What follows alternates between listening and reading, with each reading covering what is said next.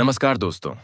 आज हम एक ऐसी अद्भुत और रोंगटे खड़े कर देने वाली गाथा सुनने जा रहे हैं जो युगों से भक्ति का प्रमाण रही है। यह कहानी एक ऐसे पिता की है जो अपने अहंकार में अंधा होकर अपने ही पुत्र का काल बन गया था। यह कहानी एक ऐसे नन्हे भक्त की है जिसके विश्वास ने पत्थर के खंभे से भी भगवान को प्रकट कर दिया। आज हम जानेंगे कि कैसे बुराई का अंत होता है और कैसे अच्छाई की जीत होती है, चाहे हालात कितने भी बुरे क्यों ना हों। भगवान विष्णु के नृसिंह अवतार की यह कथा न केवल रोमांचक है, बल्कि हमारे मन में ईश्वर के प्रति अटूट विश्वास भी जगाती है।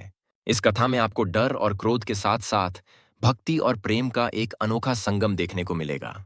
इससे पहले कि हम इस दिव्य और पवित्र गाथा में खो जाएं, मेरा आपसे निवेदन है कि इस वीडियो को अभी लाइक कर दें। आपके एक लाइक से हमें ऐसी ही और धार्मिक कहानियां आप तक लाने की प्रेरणा मिलती है। तो चलिए शुरू करते हैं सतयुग की यह महान और पवित्र गाथा। बहुत पुरानी बात है जब बैकुंठ धाम में भगवान विष्णु विश्राम कर रहे थे और चारों ओर शांति थी। भगवान विष्णु के महल के 7 द्वार थे और हर द्वार पर रक्षक तैनात रहते थे। एक बार ब्रह्मा जी के 4 मानस पुत्र सनक, सनंदन, सनातन और सनत कुमार भगवान के दर्शन के लिए वहां पहुंचे। ये चारों कुमार बहुत बड़े ज्ञानी थे, लेकिन उन्होंने अपनी तपस्या से खुद को हमेशा 5 साल के बालक जैसा बना रखा था। उन्होंने 6 द्वारों को पार कर लिया, लेकिन 7वें द्वार पर जय और विजय नाम के द्वारपालों ने उन्हें रोक दिया।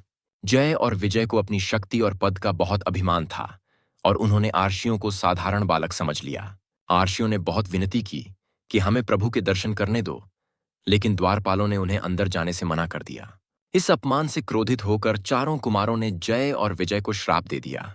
उन्होंने कहा कि तुम दोनों भगवान के पास रहने के योग्य नहीं हो, इसलिए तुम्हें पृथ्वी पर राक्षस बनकर जन्म लेना होगा।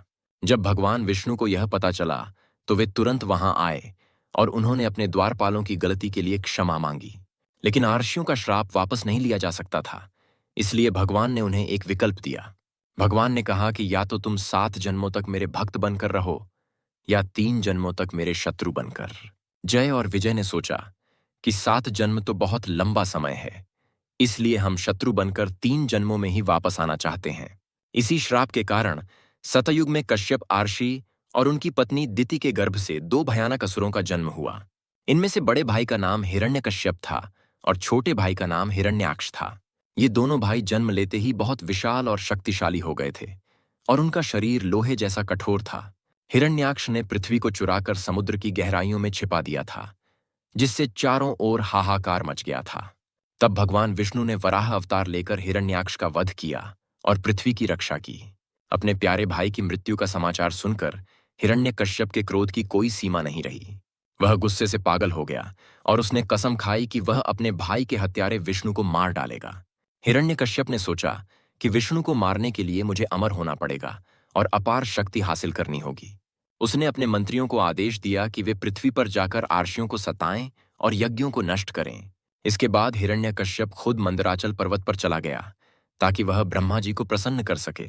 वहां उसने ऐसी घोर तपस्या शुरू की जैसी आज तक न किसी ने की थी और न कोई कर पाएगा। वह अपने पैरों के अंगूठों के बल खड़ा हो गया और उसने अपनी बाहें आकाश की ओर उठा लीं। उसकी नजरें आसमान पर टिकी थीं और वह बिना पलक झपकाए ब्रह्मा जी का ध्यान करने लगा। उसने खाना पीना तो दूर, हवा लेना भी बंद कर दिया था और वह केवल अपनी इच्छा शक्ति पर जीवित था। हजारों साल बीत गए और उसके शरीर को दीमकों ने खा लिया और उसके ऊपर मिट्टी का पहाड़ बन गया। उसकी हड्डियों के ढांचे पर घास उगाई थी, लेकिन उसके प्राण अभी भी शरीर में अटके हुए थे।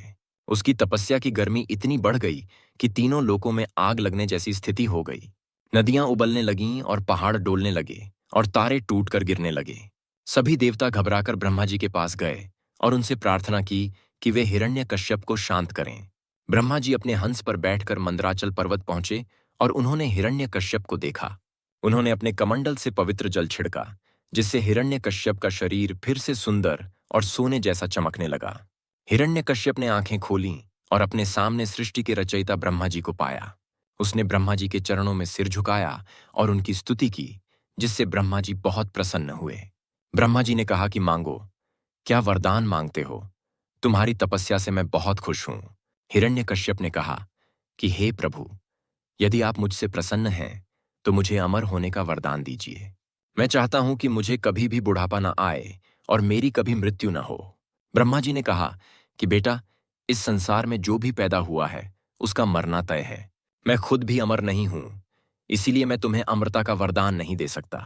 हिरण्यकश्यप बहुत चतुर था और उसने सोचा कि अगर सीधी तरह से अमर नहीं हो सकता तो घुमा फिराकर मांग लेता हूं।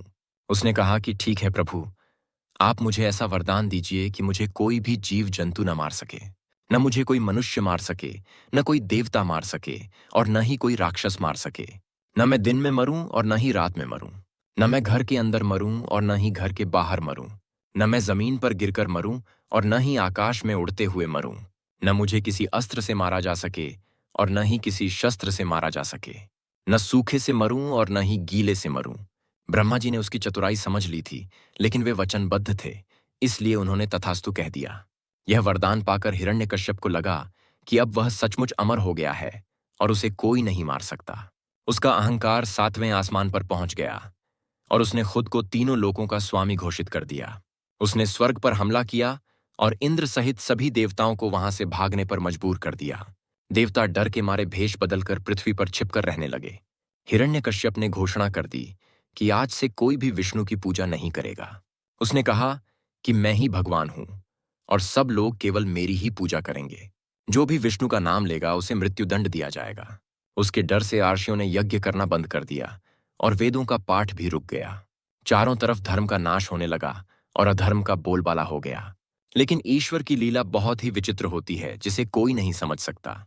जब हिरण्यकश्यप तपस्या कर रहा था, तब देवताओं ने उसके राज्य पर आक्रमण किया था। उस समय देवर्षि नारद हिरण्यकश्यप की पत्नी कयाधु को अपने आश्रम ले गए थे। कयाधु गर्भवती थीं और नारद मुनि उन्हें रोज भगवान विष्णु की भक्ति का उपदेश देते थे। मां के गर्भ में पल रहा बालक प्रहलाद उन उपदेशों को बहुत ध्यान से सुनता था। नारद जी की कृपा से प्रहलाद को गर्भ में ही ज्ञान प्राप्त हो गया था कि भगवान विष्णु ही परम सत्य हैं। जब प्रहलाद का जन्म हुआ तो वह जन्म से ही शांत और गंभीर स्वभाव के थे। जैसे जैसे प्रहलाद बड़े हुए, उनका मन खेल कूद में नहीं बल्कि भगवान के ध्यान में लगने लगा। वे अक्सर अकेले बैठकर रोते और हंसते और भगवान को पुकारते रहते। हिरण्यकश्यप अपने बेटे से बहुत प्यार करता था और उसे एक महान योद्धा बनाना चाहता था। उसने प्रहलाद की शिक्षा के लिए शंडा और अमर्क नाम के 2 गुरुओं को नियुक्त किया। ये दोनों गुरु असुरों के कुलगुरु शुक्राचार्य के पुत्र थे और बहुत कठोर थे। उन्होंने प्रहलाद को राजनीति और कूटनीति सिखाने की बहुत कोशिश की। वे उसे सिखाते कि कौन मित्र है और कौन शत्रु है और कैसे राज्य करना चाहिए। लेकिन प्रहलाद का मन इन सांसारिक बातों में बिल्कुल नहीं लगता था। वे गुरुओं की बात चुपचाप सुन लेते, लेकिन उनके मन में केवल विष्णु का ही स्मरण चलता रहता। एक बार हिरण्यकश्यप ने प्रहलाद को अपनी गोद में बैठाया और बहुत प्यार से पूछा, बेटा, तुमने पाठशाला में जो कुछ सीखा है उसमें से सबसे अच्छी बात मुझे बताओ। प्रहलाद ने बहुत ही विनम्रता से कहा कि पिताजी, यह संसार एक अंधा कुआं है। मनुष्य को चाहिए कि वह इस मोह माया को छोड़कर वन में जाए और भगवान हरि की शरण ले। यह सुनते ही हिरण्यकश्यप का चेहरा गुस्से से लाल हो गया और वह कांपने लगा। उसने प्रहलाद को गोद से नीचे उतार दिया और गुरुओं पर चिल्लाया। उसने कहा कि तुम लोग मेरे बेटे को यह कैसी उल्टी सीधी शिक्षा दे रहे हो। गुरुओं ने हाथ जोड़कर कहा कि महाराज, हम तो उसे सही शिक्षा दे रहे हैं, लेकिन इसकी बुद्धि खुद ही बिगड़ गई है। हिरण्यकश्यप ने उन्हें एक और मौका दिया और कहा कि इसे सुधारो, वरना अच्छा नहीं होगा। गुरु प्रहलाद को वापस आश्रम ले गए और उन्हें बहुत समझाया और डराया भी। लेकिन जब भी गुरु वहां से हटते, प्रहलाद अपने मित्रों को इकट्ठा कर लेते। वे दूसरे असुर बालकों से कहते कि दोस्तों, यह जीवन बहुत अनमोल है, इसे खेलकूद में मत गंवाओ, क्योंकि बुढ़ापा आने पर तुम भगवान का नाम नहीं ले पाओगे। असली सुख तो भगवान विष्णु के चरणों में है, जो सबके पिता हैं। प्रहलाद की बातें सुनकर अन्य असुर बालक भी उनके साथ हरि का नाम जपने लगे। यह बात जब हिरण्यकश्यप को पता चली तो उसका धैर्य जवाब दे गया। उसने तय किया कि अब वह प्रहलाद को खुद सजा देगा। उसने सैनिकों को आदेश दिया कि प्रहलाद को तीखे भालों से मार दिया जाए। सैनिकों ने प्रहलाद पर भालों से वार किया, लेकिन प्रहलाद का ध्यान भगवान में था। भगवान की कृपा से भाले प्रहलाद के शरीर से टकराकर फूलों की तरह टूट गए। जब हथियारों का असर नहीं हुआ तो हिरण्यकश्यप ने प्रहलाद को हाथियों के सामने डलवा दिया। मदमस्त हाथियों को प्रहलाद को कुचलने के लिए छोड़ा गया। हाथी चिंघाड़ते हुए प्रहलाद की ओर दौड़े, लेकिन पास आते ही वे शांत हो गए। हाथियों ने प्रहलाद को कुचलने के बजाय उन्हें अपनी सूंड से उठाकर पीठ पर बैठा लिया। यह देखकर हिरण्यकश्यप का गुस्सा और बढ़ गया और वह झल्ला उठा। उसने सपेरों को बुलाया और कहा कि प्रहलाद को जहरीले सांपों के बीच छोड़ दो। प्रहलाद को एक काल कोठरी में बंद कर दिया गया, जहां हजारों जहरीले सांप फुफकार रहे थे। लेकिन प्रहलाद को जरा भी डर नहीं लगा और वे भगवान के ध्यान में मग्न रहे। सांपों ने उन्हें काटने के बजाय उनके चारों ओर कुंडली मारकर उनकी रक्षा की। हिरण्यकश्यप ने अब प्रहलाद को एक ऊंचे पहाड़ की चोटी से नीचे फेंकने का आदेश दिया। सैनिक प्रहलाद को पहाड़ पर ले गए और वहां से नीचे खाई में धक्का दे दिया। गिरते समय प्रहलाद ने केवल भगवान विष्णु का नाम पुकारा। भगवान विष्णु ने अदृश्य रूप में आकर प्रहलाद को अपनी बाहों में थाम लिया और उन्हें जमीन पर सुरक्षित उतार दिया। प्रहलाद हंसते खेलते वापस महल में आ गए, जिसे देखकर हिरण्यकश्यप की चिंता भय में बदलने लगी। उसे लगा कि उसका बेटा कोई साधारण बालक नहीं है, बल्कि उसका कोई बहुत बड़ा शत्रु है। उसने अपने रसोइयों को बुलाकर प्रहलाद के भोजन में बहुत तेज जहर मिलवा दिया। वह जहर इतना खतरनाक था कि उसकी गंध से ही लोग मर सकते थे। प्रहलाद ने वह भोजन भगवान का प्रसाद समझकर स्वीकार किया और खा लिया। जहर ने प्रहलाद पर कोई असर नहीं किया, बल्कि उनका शरीर और भी तेजस्वी हो गया। हिरण्यकश्यप की बहन होलिका को आग में न जलने का वरदान प्राप्त था।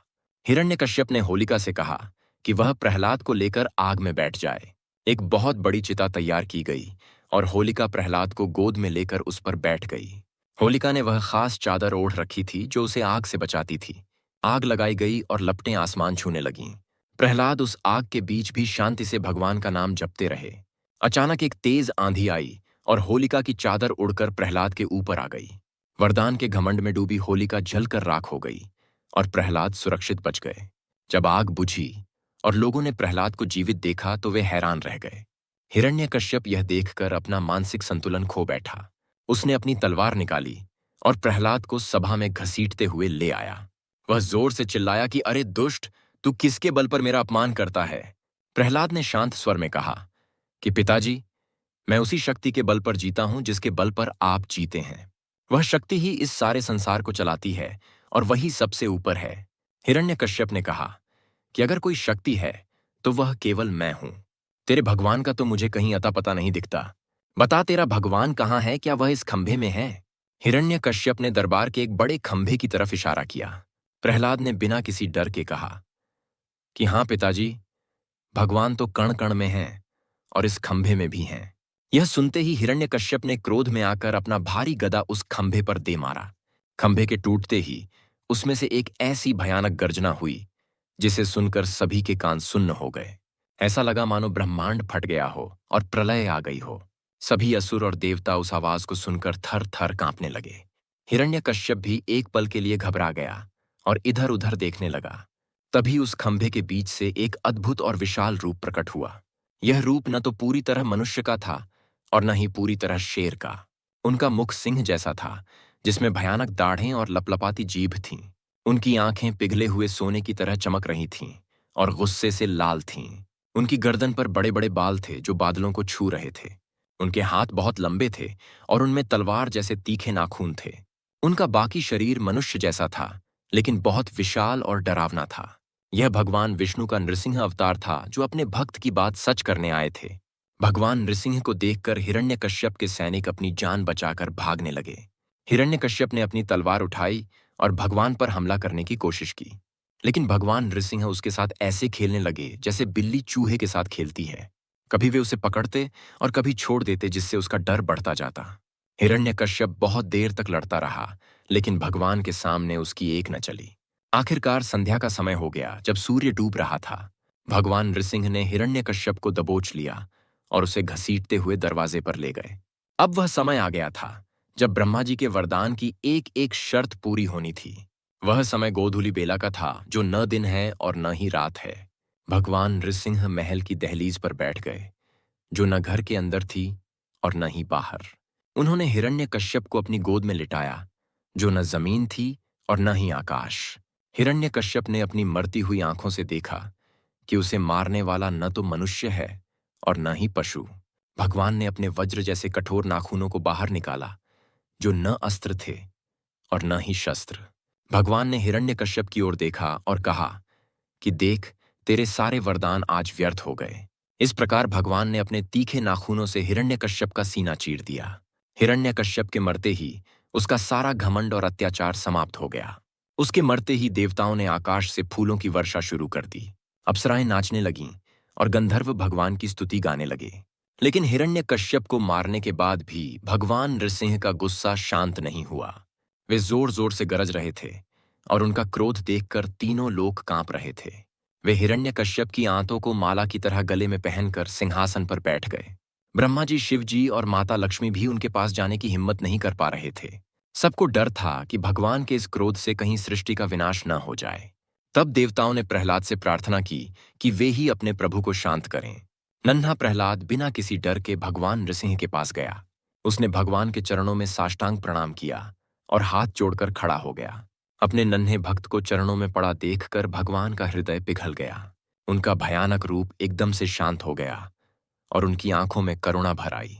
भगवान ने प्रहलाद को उठाकर अपनी गोद में बिठा लिया और उसे बहुत प्यार किया। भगवान ने अपनी जीभ से प्रहलाद को चाटा जैसे एक शेरनी अपने शावक को चाटती है। भगवान ने कहा कि बेटा प्रहलाद, मेरे कारण तुम्हें बहुत कष्ट सहने पड़े। तुम्हारे पिता ने तुम्हें बहुत सताया, लेकिन मैं समय पर नहीं आ सका। मुझे क्षमा करना। भगवान के मुख से क्षमा शब्द सुनकर प्रहलाद की आंखों से आंसुओं की धारा बह निकली। प्रहलाद ने कहा कि प्रभु, आप तो मेरे स्वामी हैं। आप क्षमा क्यों मांगते हैं? आपके दर्शन पाकर मेरे सारे दुख दूर हो गए हैं और मुझे अब कुछ नहीं चाहिए। भगवान ने कहा कि मैं तुम्हें वरदान देना चाहता हूं, तुम जो चाहो मांग लो। प्रहलाद ने कहा कि प्रभु, अगर आप मुझे कुछ देना ही चाहते हैं तो यह वरदान दीजिए कि मेरे मन में कभी कोई इच्छा न जागे। मैं केवल आपकी भक्ति करता रहूं और मुझे मोक्ष की भी चाहत नहीं है। भगवान ने प्रसन्न होकर कहा कि तुम मेरे परम भक्त हो और तुम्हारी भक्ति अमर रहेगी। भगवान ने प्रहलाद से कहा कि तुम अपने पिता के लिए भी कुछ मांग लो। प्रहलाद ने कहा कि प्रभु, मेरे पिता ने अज्ञानता में आपका विरोध किया था। आप उन्हें क्षमा कर दें और उन्हें सद्गति प्रदान करें। भगवान ने कहा कि जिस कुल में तुम्हारे जैसा भक्त जन्म लेता है, उस कुल की 21 पीढ़ियां अपने आप तर जाती हैं। तुम्हारे पिता पवित्र हो चुके हैं, क्योंकि उन्होंने अंत समय में मेरे हाथों से मृत्यु पाई है। इसके बाद भगवान ने प्रहलाद को असुरों का राजा बनाया और उसे धर्मपूर्वक राज्य करने का आदेश दिया। प्रहलाद ने हजारों वर्षों तक न्याय और धर्म के साथ राज्य किया। उसने अपने राज्य में गुरुकुल खोले और प्रजा को भक्ति का मार्ग दिखाया। भगवान नृसिंह की यह कथा हमें सिखाती है कि भगवान अपने भक्तों की रक्षा के लिए किसी भी हद तक जा सकते हैं। चाहे पूरी दुनिया आपके खिलाफ हो जाए, लेकिन अगर ईश्वर आपके साथ हैं तो आपका कोई बाल भी बांका नहीं कर सकता। हिरण्यकश्यप के पास अपार शक्ति और वरदान थे, लेकिन वह अधर्म के रास्ते पर था, इसलिए उसका नाश हुआ। प्रहलाद के पास केवल विश्वास था और उसी विश्वास ने उसे हर मुसीबत से बचा लिया। हमें यह भी सीख मिलती है कि भगवान सर्वव्यापी हैं और वे हर जगह मौजूद हैं। हमें कभी भी अपने पद या धन का अहंकार नहीं करना चाहिए, क्योंकि यह सब नाशवान है। सच्ची शक्ति तो केवल विनम्रता और भक्ति में है, जो कभी नहीं हारती। आज के कलयुग में भी अगर हम प्रहलाद जैसा विश्वास रखें तो भगवान हमारी मदद जरूर करेंगे। जीवन में जब भी संकट आए तो घबराने की बजाय प्रहलाद की तरह धैर्य रखना चाहिए। हमें याद रखना चाहिए कि बुराई चाहे कितनी भी बड़ी क्यों न दिखे, उसका अंत निश्चित है। यह कथा हमें यह भी बताती है कि बच्चों को बचपन से ही अच्छे संस्कार देने चाहिए। जैसे प्रहलाद ने बचपन में ही भक्ति का मार्ग चुन लिया था, वैसे ही हमें भी बच्चों को धर्म सिखाना चाहिए। भगवान नृसिंह का अवतार हमें निर्भय होने का संदेश देता है। अगर हम सत्य के साथ हैं तो हमें किसी से डरने की जरूरत नहीं है, क्योंकि भगवान हमारे साथ हैं। तो दोस्तों, आज की यह पौराणिक कथा हमें यही संदेश देती है कि अहंकार छोड़ो और भक्ति को अपनाओ। हमने देखा कि कैसे एक छोटे से बालक ने अपनी भक्ति से भगवान को खंभे से प्रकट कर दिया। उम्मीद है कि भक्त प्रहलाद और भगवान नृसिंह की यह कहानी आपके दिल को छू गई होगी। हमने इस कथा के माध्यम से जाना कि विश्वास में कितनी ताकत होती है। अगर आपको यह वीडियो पसंद आया है और आपने इससे कुछ सीखा है, तो कृपया इस वीडियो को लाइक जरूर करें। आपका हर एक लाइक हमें बताता है कि आपको हमारी मेहनत पसंद आ रही है और हम सही दिशा में हैं। भगवान नृसिंह की कृपा आप और आपके पूरे परिवार पर सदा बनी रहे, यही हमारी कामना है। तब तक के लिए अपना ख्याल रखें और धर्म के मार्ग पर चलते रहें। धन्यवाद।